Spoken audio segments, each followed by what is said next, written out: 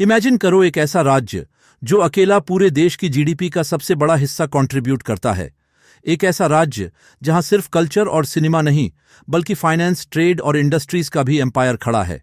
यही है महाराष्ट्र। लेकिन सवाल यह है, आखिर महाराष्ट्र इतना अमीर क्यों है? ये ताकत ओवरनाइट नहीं आई। इसके पीछे है एक लंबा इतिहास, ब्रिटिश ईरा की स्ट्रैटेजीज और वो फाउंडेशन जो इसे इंडिया की सबसे बड़ी इकोनॉमिक पावर में बदलता गया। इस कहानी की शुरुआत होती है मुंबई से। वो शहर जो कभी बॉम्बे के नाम से जाना जाता था, आज एशिया के सबसे अमीर शहरों में से एक है। लेकिन क्या आप जानते हो, मुंबई कभी 7 टापुओं का एक छोटा सा कलेक्शन हुआ करता था, जिसे पोर्चुगीज ने बोम बहिया यानी गुड बे कहा। बाद में इसे ब्रिटिश क्राउन को एक डाउरी गिफ्ट के तौर पर दिया गया। ब्रिटिशर्स ने जल्द समझ लिया कि ये naturally deep sea port future में एक स्ट्रैटेजिक गोल्ड माइन बन सकता है, और यहीं से शुरू हुई महाराष्ट्र की राइज की पहली ईंट, पोर्ट बेस्ड इकोनॉमी। जब बाकी पार्ट्स ऑफ इंडिया एग्रीकल्चर में बिजी थे, तब बॉम्बे बन रहा था एक ट्रेड और commerce hub. Cotton, opium, spices, T, सब कुछ यहां से एक्सपोर्ट होता था। ईस्ट इंडिया कंपनी ने यहीं अपना कमर्शियल बेस बनाया। 19वीं सदी आते आते बॉम्बे बना इंडिया का फाइनेंशियल न्यूक्लियस। यहां शुरू हुए इंडिया के पहले टेक्सटाइल मिल्स, स्टॉक एक्सचेंज और शिपिंग लाइंस। और यही वो पॉइंट था जहां से महाराष्ट्र का इंडस्ट्रियल डीएनए डेवलप होना शुरू हुआ। लेकिन यह सिर्फ मुंबई तक लिमिटेड नहीं रहा। ब्रिटिशर्स ने मुंबई को कनेक्ट किया रेस्ट ऑफ महाराष्ट्र से रेलवेज के जरिए, और यही रेल लाइंस लेटर बनी बैकबोन उस इकोनॉमी की जो आज हर साल लाखों करोड़ का टर्नओवर करती है। धीरे धीरे पूरे रीजन में अर्बनाइजेशन बिगिन हुआ। पुणे, नासिक, नागपुर और औरंगाबाद जैसे सिटीज राइज करने लगे। पुणे बना ब्रिटिशर्स का मिलिट्री बेस और बाद में एजुकेशन कैपिटल भी। नासिक डेवलप हुआ एग्रीकल्चर और ग्रेप एक्सपोर्ट में।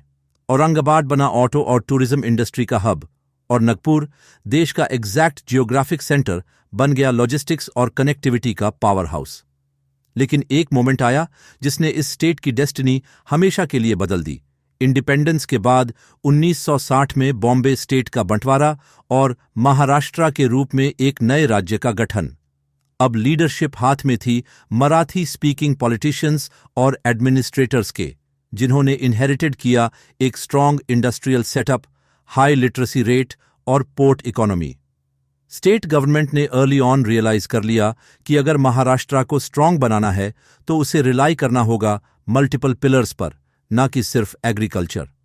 इसलिए एक साथ डेवलप किए गए multiple sectors, heavy industry, banking, IT, agriculture और सिनेमा, और यही कॉम्बिनेशन बना महाराष्ट्र की रियल ताकत। मुंबई में सिनेमा और फाइनेंस राइज कर रहे थे, पुणे में मैन्युफैक्चरिंग और एजुकेशन, और विदर्भ और मराठवाड़ा में एग्रो इंडस्ट्रीज। लेकिन ये सब नेचुरल नहीं हुआ। इसके पीछे थी एक प्लान्ड पॉलिसी और लॉन्ग टर्म गवर्नेंस।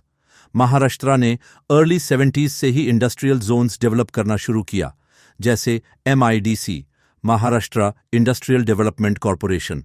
ये MIDC आज भी 250 से अधिक इंडस्ट्रियल पार्क्स ऑपरेट करता है, जहां से निकलता है इलेक्ट्रॉनिक्स, स्टील, ऑटोमोबाइल्स, केमिकल्स और IT सर्विसेज। जब 1991 में लिबरलाइजेशन हुआ और पूरा देश शॉक में था, तब महाराष्ट्र तैयार था। मल्टीनेशनल्स जैसे जनरल मोटर्स, मर्सिडीज बेंज और कोका कोला ने सबसे पहले महाराष्ट्र में एंट्री की, क्योंकि यहां पहले से ही थे highways, ports, skilled man power और अर्बन लाइफस्टाइल। स्टेट लीडरशिप ने यह समझा कि मुंबई को अकेले कैरी नहीं करना चाहिए, इसलिए उन्होंने शुरू की सैटेलाइट सिटीज की डेवलपमेंट, नावी मुंबई, थेन, कल्याण और पानवेल। और फिर शुरू हुई एक नई कहानी, जहां रियल एस्टेट, इंफ्रास्ट्रक्चर और अर्बन ग्रोथ एक साथ एक्सप्लोड हुए। महाराष्ट्र में डेवलपमेंट की खास बात यह रही, यहां सिटीज नेचुरली इवॉल्व्ड हुए हैं। मुंबई बना फाइनेंस और सिनेमा कैपिटल, पुणे बना IT और एजुकेशन हब, नासिक बना वाइन और ग्रेप एक्सपोर्ट कैपिटल, और नागपुर बना इंडिया का लॉजिस्टिक्स कंट्रोल टावर। आज भी जब हम किसी भी नेशनल इकोनॉमिक डेटा को देखें, चाहे वो GDP हो, FDI इनफ्लो हो या corporate tax collection, Maharashtra consistently number 1 होता है। लेकिन ये जो हम देख रहे हैं, स्काईस्क्रेपर्स, हाईवेज और हाई स्पीड ट्रेन्स, इसके पीछे एक शताब्दी पुराना स्ट्रगल है। Labour migration, floods, housing crisis और पॉलिटिकल इंस्टेबिलिटी जैसे कई स्टॉर्म्स से गुजरकर महाराष्ट्र ने ये स्टेटस पाया है। और यही कारण है कि आज जब कोई पूछता है इंडिया का सबसे अमीर स्टेट कौन है, तो सिर्फ एक जवाब आता है, महाराष्ट्र। लेकिन क्या महाराष्ट्र का ये डोमिनेंस अब भी कायम है? क्या गुजरात और कर्नाटक जैसे राज्य अब इसे पीछे छोड़ने लगे हैं? क्या मुंबई अब भी उतनी ही ताकतवर है जितनी 20 साल पहले थी? इन सवालों का जवाब मिलेगा अगले पार्ट में, जहां हम डीप डाइव करेंगे महाराष्ट्र की इकोनॉमी के अंदर, उसके सेक्टर्स, उसकी कमजोरी और उसके कंपैरिजन के साथ। अगर किसी ने कभी इंडिया की इकोनॉमी की रफ्तार को शेप किया है तो वो महाराष्ट्र है। यहां सिर्फ कल्चर और सिनेमा नहीं, बल्कि इकोनॉमिक स्ट्रक्चर की हर एक वर्टिकल, चाहे वो फाइनेंस हो, आईटी हो, एग्रीकल्चर हो या इंफ्रास्ट्रक्चर, सब एक साथ ग्रो करते रहे हैं।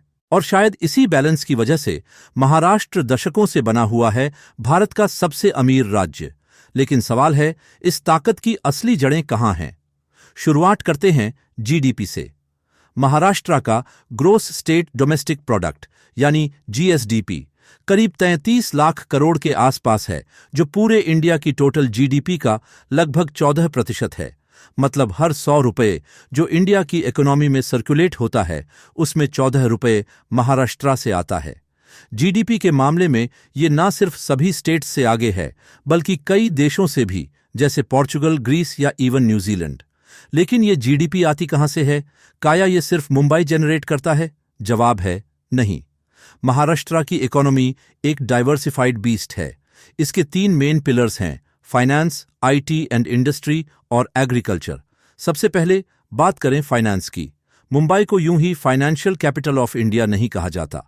यहां पर मौजूद हैं देश के सबसे बड़े financial institutions, reserve bank of India, Bombay stock exchange, national stock exchange, CBI और लगभग हर मेजर नेशनल और इंटरनेशनल बैंक का हेडक्वार्टर्स। हर दिन मुंबई में लगभग 4 लाख करोड़ से भी ज्यादा का फाइनेंशियल ट्रांजैक्शन होता है।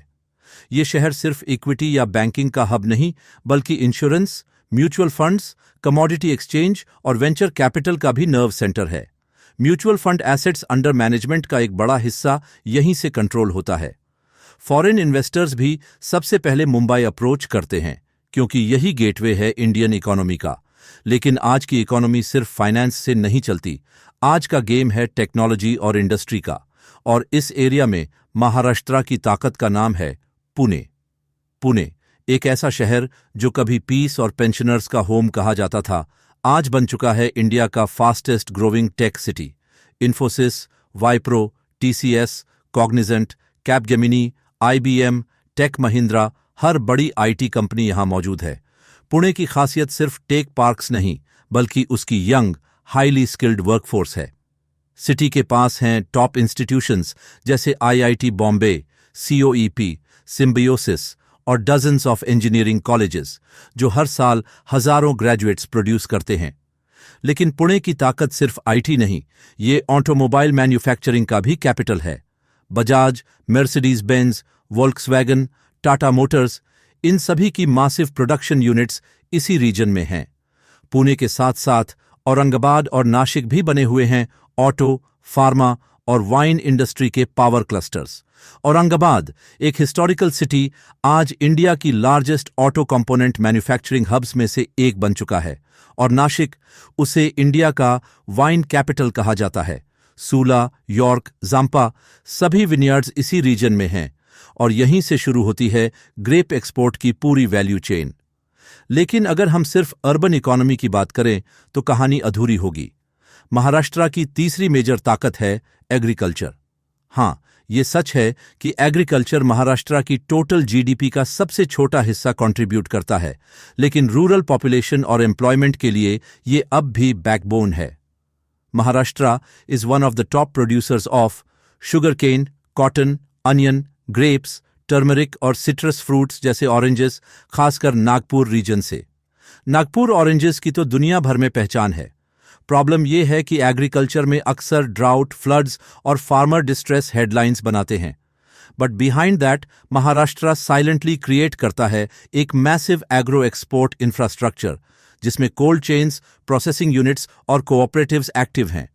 बारामाटी जैसे टाउन्स जो कभी सिर्फ फार्मिंग के लिए जाने जाते थे, आज एग्रो इंडस्ट्रियल हब्स बन चुके हैं, जहां से डेयरी, फूड प्रोसेसिंग और इथेनॉल प्रोडक्शन ऑपरेट होता है।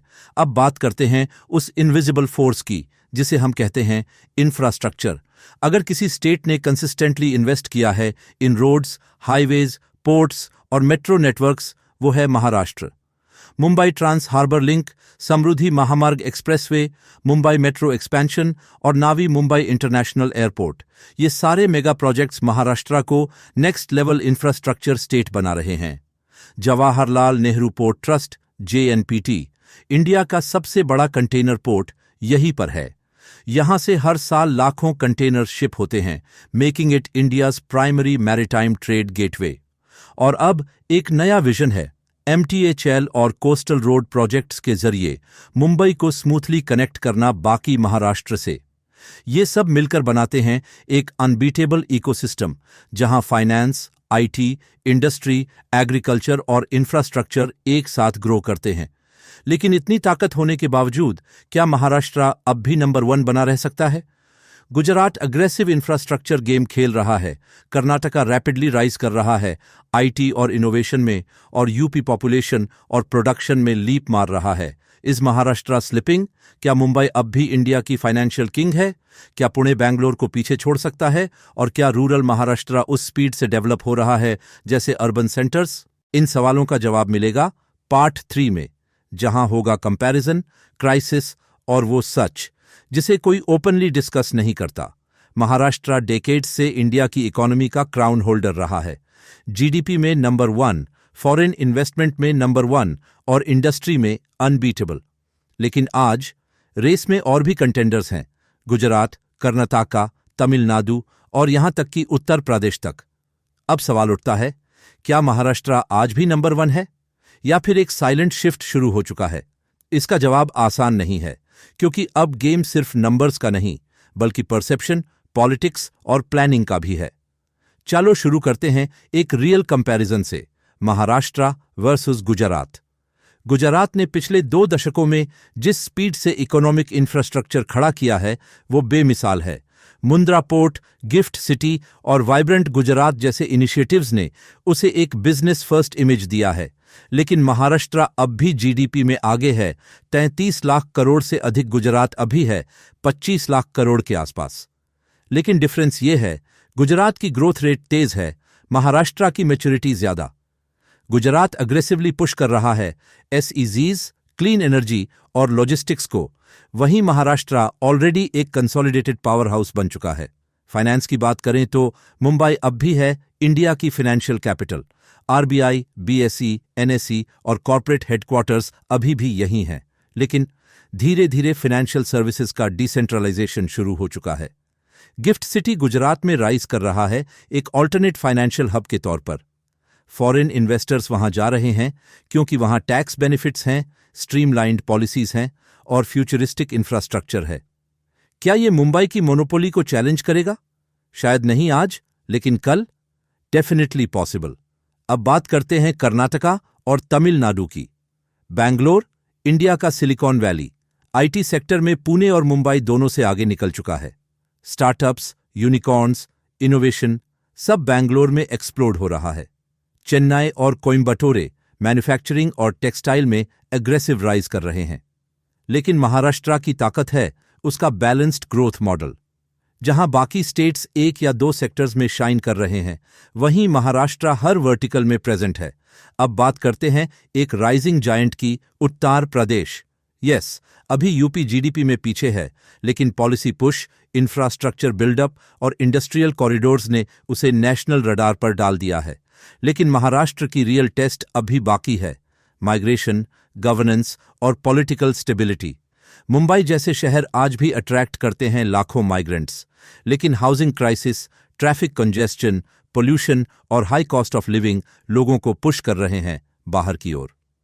अर्बन चैलेंजेस अब इतने बड़े हो चुके हैं कि लोग पुणे, नासिक और इवन नावी मुंबई शिफ्ट करना प्रीफर करते हैं।